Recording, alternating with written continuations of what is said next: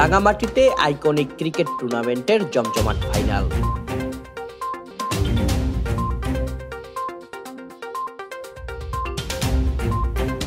জমজমাট আয়োজনে রাঙামাটিতে অনুষ্ঠিত হলো আইকনিক ক্রিকেট টুর্নামেন্টের ফাইনাল খেলা ও পুরস্কার বিতরণ। শনিবার বিকেলে অগ্রযাত্রা ফ্রেন্ডস ক্লাবের উদ্যোগে বীর মুক্তিযোদ্ধা শহীদ আব্দুস শুক্কুর স্টেডিয়ামে এই ফাইনাল খেলা অনুষ্ঠিত হয়। অনুষ্ঠানে প্রধান অতিথি ছিলেন রাঙামাটি সদর zone commander lieutenant colonel Ershad Hossain Chowdhury PSC.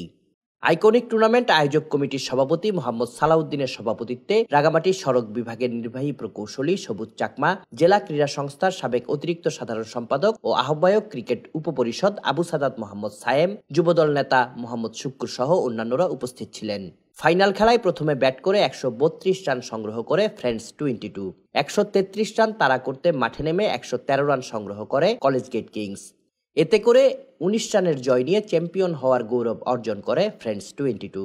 এর আগে সংক্ষিপ্ত আলোচনা সভায় বক্তারা বলেন, খেলাধুলা তরুণ প্রজন্মকে খারাপ কাজ থেকে বিরত রাখার পাশাপাশি মানুষের শরীর ও মন সুস্থ রাখে।